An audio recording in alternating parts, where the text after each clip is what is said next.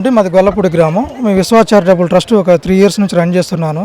యాక్చువల్గా మా బాబు హార్ట్ ప్రాబ్లంతో చనిపోయాడు. ఇదే రోజు మా బాబు జన్మించాడు. ఇదే 16వ తారీఖు ఆగస్టు 16న మా బాబు హార్ట్ ప్రాబ్లంతో చనిపోయాడు. అప్పుడు చాలా బ్లడ్ అవసరం నీడ్ ఉన్నప్పుడు మేము చాలామంది రక్తదాతలు నేను కన్సల్ట్ అయ్యాను. చాలా ఇబ్బంది పడ్డాను. రక్తం అందక చాలామంది చనిపోతున్నారని అప్పుడు నాకు అర్థమయ్యింది. ఏదేమైనా నేను భవిష్యత్తులో ప్రజలకు నా వంతుగా నేను ఏదో విధంగా సహాయం చేయాలని చెప్పేసి ఈ విశ్వాస్ చారిటబుల్ ట్రస్ట్ని స్టార్ట్ చేయడం అనేది జరిగింది. దానికి నా మిత్రబృందం అంతా కూడా నాకు ఎప్పటి నుంచో చాలా సహాయం చేస్తూ నన్ను ముందుకు తీసుకెళ్తూ ఉన్నారు. అదేవిధంగా ఈ రోజున ఈ రక్తదానం చేయడానికి ముఖ్య కారణం ఏంటంటే ఈ సీజనల్ వ్యాధుల వల్ల చాలామంది చనిపోతున్నారు. బ్లడ్ సకాలంలో అందక ప్లేట్లెట్స్ పడిపోయి అని చెప్పేసి మా ట్రస్ట్కి కన్సల్ట్ కావడం జరిగింది గవర్నమెంట్ హాస్పిటల్ వాళ్ళు. ఎమ్మటే నేను స్పందించి నేను 16వ తారీఖు ఇట్లా బ్లడ్ డొనేట్ చేస్తాం బ్రదర్ అని చెప్పేసి చెప్పడం జరిగింది. దాని చెప్పిన మాట ప్రకారంగా ఈరోజు 16వ తారీఖున మేము బ్లడ్ డొనేట్ కార్యక్రమం కండక్ట్ చేశాము. ముఖ్యంగా అడగగానే స్పందించి వచ్చిన దాతలందరికీ కూడా నా మనస్ఫూర్తిగా నేను ధన్యవాదాలు తెలుపుకుంటున్నాను. అదేవిధంగా మీడియా వారికి, అదేవిధంగా నాకు ప్రత్యక్షంగా పరోక్షంగా సహకరించిన ప్రతి ఒక్కరికి కూడా పేరున నేను ధన్యవాదాలు తెలుపుకుంటూ నేను నిర్వహించుకుంటాను. అవకాశం ఇచ్చినటువంటి మన విశ్వ చారిటబుల్ ట్రస్ట్ శ్రీధర్ గారికి, అలాగే వారి ఈ బ్లడ్ డొనేషన్ క్యాంపు తోడ్పాటుకు అయినటువంటి వారి మిత్ర బృందానికి ప్రతి ఒక్కరికి నా హృదయపూర్వక ధన్యవాదాలండి.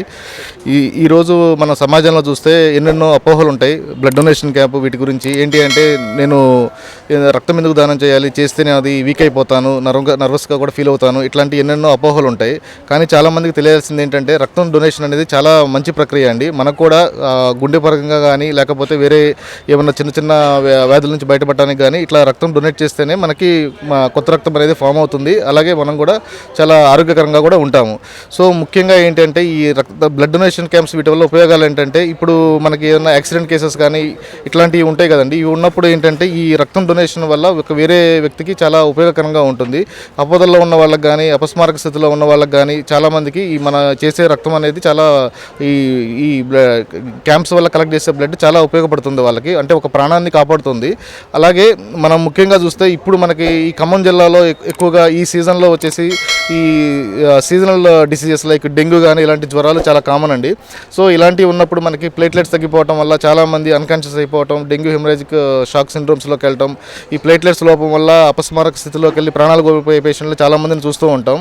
సో ఇట్లాంటి క్యాంప్స్ ఇవన్నీ పెట్టడం వల్ల ఏంటి అంటే మనకి బ్లడ్ ప్రొక్యూర్మెంట్ అవటం వల్ల తర్వాత వీటిలో నుంచి ప్లేట్లెట్స్ తీయటం, తర్వాత అది వేరే ఎవరైతే పేషెంట్స్కి అవసరం అవుతుందో వాళ్ళకి ఎక్కించడం వల్ల ఎన్నో మంది ప్రాణాలను కాపాడగలుగుతున్నాం.